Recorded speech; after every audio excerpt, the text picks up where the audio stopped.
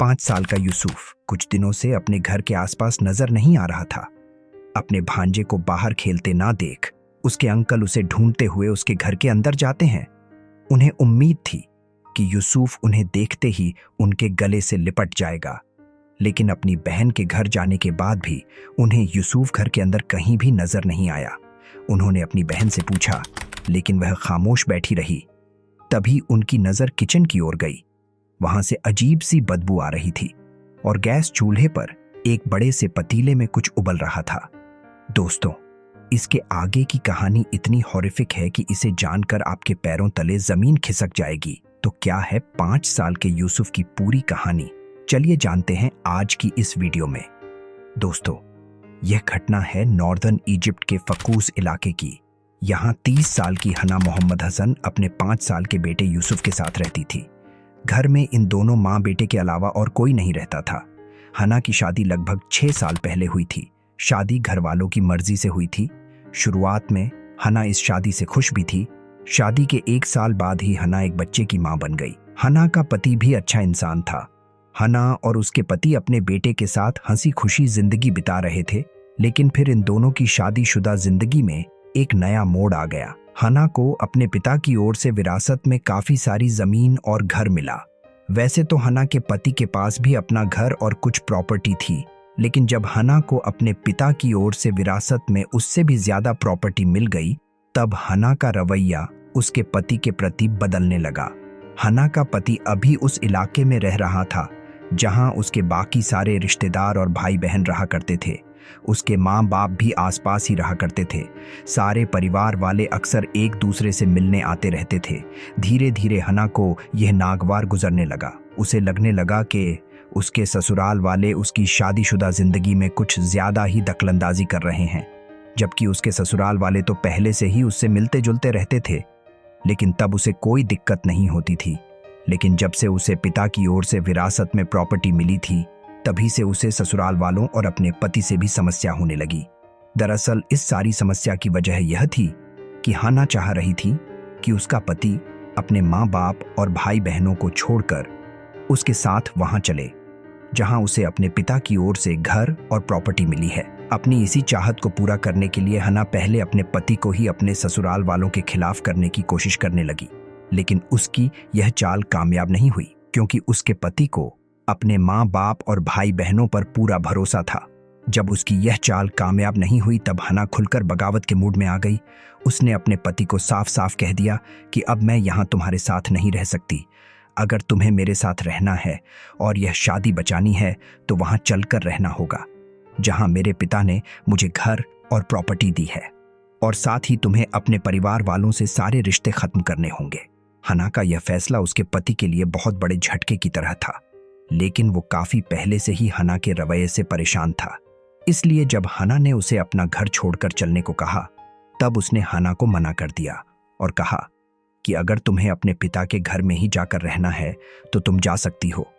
मैं अपने परिवार को छोड़कर तुम्हारे साथ अकेले रहने नहीं जाऊंगा। हना अपने फैसले पर बिल्कुल अडिग थी, इसलिए उसने भी कहा कि ठीक है, अगर तुम्हारा यही फैसला है तो तुम अपने परिवार के साथ रहो और मैं अकेले रह लूंगी। हना के इस फैसले के बाद इन दोनों का तलाक हो गया और हना अपने 2 साल के बेटे यूसुफ को लेकर उस घर में आ गई जो उसे उसके पिता की ओर से विरासत में मिला था।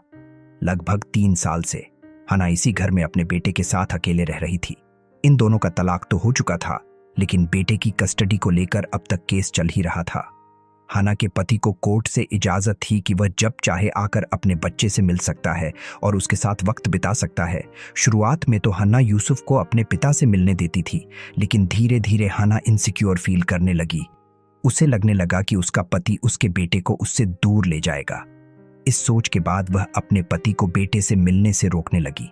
इधर लगभग 3 सालों से अकेले रहने की वजह से हना की मानसिक हालत भी बिगड़ने लगी थी। शायद वह डिप्रेशन में चली गई थी। वजह डिप्रेशन रहा हो या कुछ और, लेकिन हना अब बिल्कुल पागलों जैसा व्यवहार करने लगी थी। उसने अपने पति को अपने बेटे से मिलने से रोक दिया था। इसके अलावा बाकी लोगों के प्रति भी उसका व्यवहार काफी बुरा था, इसलिए ज्यादातर लोगों ने उससे मिलना जुलना भी बंद कर दिया था। इस तन्हाई में रहने की वजह से हना की मानसिक हालत दिन प्रतिदिन बिगड़ती चली गई। तलाक के कुछ समय बाद हना के पति ने उससे दोबारा रिश्ता कायम करने की कोशिश भी की, लेकिन हना ने इससे मना कर दिया। उसके पति ने सिर्फ अपने बेटे की खातिर रिश्ता सुधारने की कोशिश की थी। वो बस यह चाह रहे थे कि उनके बेटे की परवरिश माँ और बाप दोनों के साथ हो, लेकिन हना को इस बात की कोई फिक्र नहीं थी। उसने रिश्ता सुधारने के लिए तो मना किया ही, कुछ समय बाद उसने यूसुफ को उसके पिता से मिलने से भी रोक दिया। अपने बेटे से ना मिल पाने की वजह से इसी साल अप्रैल महीने में हना के पति ने अदालत का दरवाजा खटखटाया। बेटे की कस्टडी को लेकर अदालत में सुनवाई होने वाली थी, लेकिन इस सुनवाई से पहले ही यूसुफ गायब हो गया। यूसुफ के अंकल अक्सर उससे मिलने उसके घर आया करते थे। जब उन्हें यूसुफ से मिले हुए कई दिन हो गया, तब वो उससे मिलने हना के घर पहुंच गए। आमतौर पर ऐसा होता था कि अपने अंकल की आवाज सुनकर यूसुफ दौड़ा दौड़ा उनके पास आकर उनसे लिपट जाता था, लेकिन आज जब उसके अंकल घर में दाखिल हुए और उन्होंने यूसुफ को आवाज लगाई, तब उन्हें कोई जवाब नहीं मिला। घर के अंदर जाने पर उन्होंने देखा कि हना घर के एक कोने में बिल्कुल शांत बैठी हुई है। उन्होंने हना से उसका हालचाल पूछा, लेकिन वह खामोश बैठी रही। फिर उन्होंने यूसुफ के बारे में पूछा, फिर भी हना ने कोई जवाब नहीं दिया। उन्हें हैरानी हुई कि हना इतनी खामोश क्यों बैठी हुई है और आखिर यूसुफ कहाँ है। उन्होंने पूरे घर में यूसुफ को तलाशना शुरू किया, लेकिन उन्हें कहीं भी यूसुफ नहीं मिला। जब बाथरूम के करीब गए, तब वहां से एक अजीब सी बदबू आ रही थी। उन्हें किसी अनहोनी की आशंका होने लगी। डरते डरते उन्होंने बाथरूम का दरवाजा खोला। बाथरूम के अंदर उन्हें यूसुफ तो नहीं मिला, लेकिन वहां उन्हें जो नजर आया उसके बारे में कोई इंसान क्या कि शैतान भी ऐसा नहीं सोच सकता है कि कोई इंसान एक मासूम बच्चे के साथ ऐसा कर सकता है। बाथरूम के अंदर एक बाल्टी में 5 साल के मासूम यूसुफ के शरीर के कई टुकड़े पड़े हुए थे। जिस तरह से जानवर को हलाल करके उसे टुकड़ों में काट दिया जाता है, उसी तरीके से मासूम यूसुफ के शरीर को टुकड़ों में काटा गया था। अंदर का यह नजारा देखकर यूसुफ के अंकल के पैरों तले जमीन खिसक गई। वो भागे भागे हना के पास आए और उससे पूछने लगे कि बाथरूम में क्या है, किसने किया है ऐसा। वो सवाल पर सवाल करते रहे हैं, लेकिन हना अपनी जबान से एक शब्द तक नहीं बोली। उन्होंने तुरंत पुलिस को सूचना दी। जब पुलिस वहां पहुंची, तब उसने बाल्टी में रखे हुए शरीर के टुकड़ों को अपने कब्जे में लिया और शरीर के बाकी हिस्सों की तलाश शुरू की। दोस्तों, आपको जानकर हैरानी होगी कि यूसुफ के सिर का कुछ हिस्सा किचन के एक पतीले में मिला, जो कि पूरी तरह से गर्म पानी में उबल चुका था। घर के अलग अलग हिस्सों से यूसुफ के शरीर के बाकी सारे टुकड़े भी मिल गए। पुलिस ने उसे इकट्ठा करके पोस्टमार्टम कराया और फिर लाश को दफन करने के लिए यूसुफ के पिता को डेड बॉडी सौंप दी। पुलिस के सामने सस्पेक्ट तो बस एक ही थी, और वो थी हना।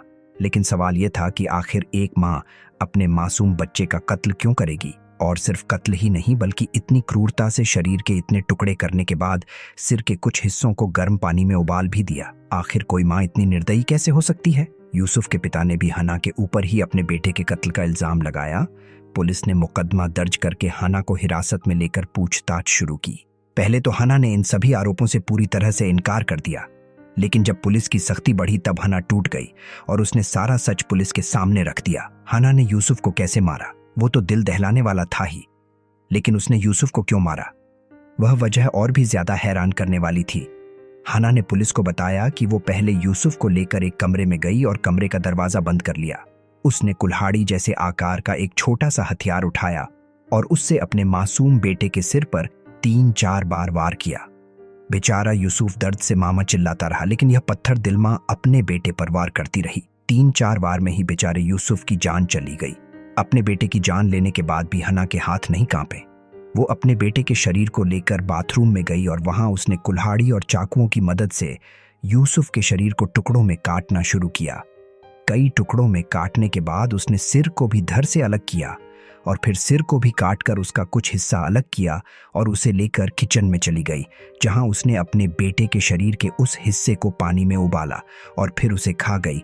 हना अब एक मां से एक राक्षस में बदल चुकी थी। अपने बेटे को खाने के बाद वह फिर से बाथरूम में गई और शरीर के बाकी टुकड़ों को एक बाल्टी में जमा किया।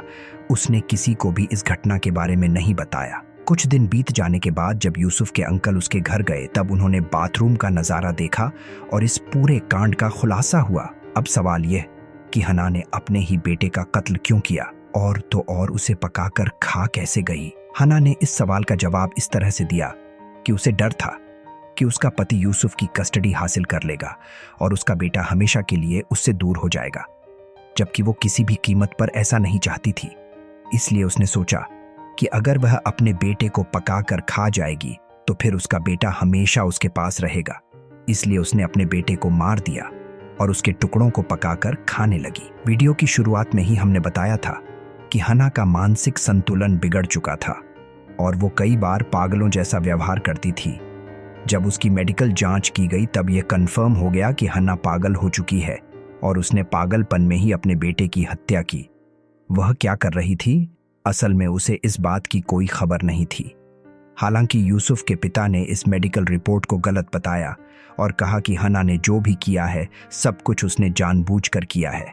एक कातिल को जो सजा दी जाती है उसे वही सजा दी जाए, लेकिन अदालत ने मेडिकल रिपोर्ट को सही माना और इसी साल अक्टूबर महीने में अदालत ने इस केस का फैसला सुना दिया। अपने फैसले में अदालत ने माना कि हन्ना ने पागलपन में आकर इस अपराध को अंजाम दिया था, इसलिए उसे कोई सजा देने के बजाय मेंटल हॉस्पिटल भेज दिया गया।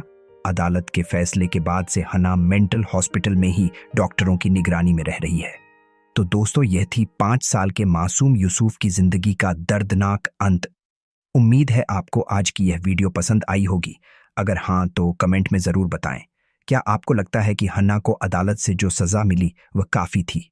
कमेंट में ज़रूर बताएं और क्राइम से रिलेटेड ऐसे ही और भी वीडियो देखते रहने के लिए हमारे चैनल को सब्सक्राइब ज़रूर करें।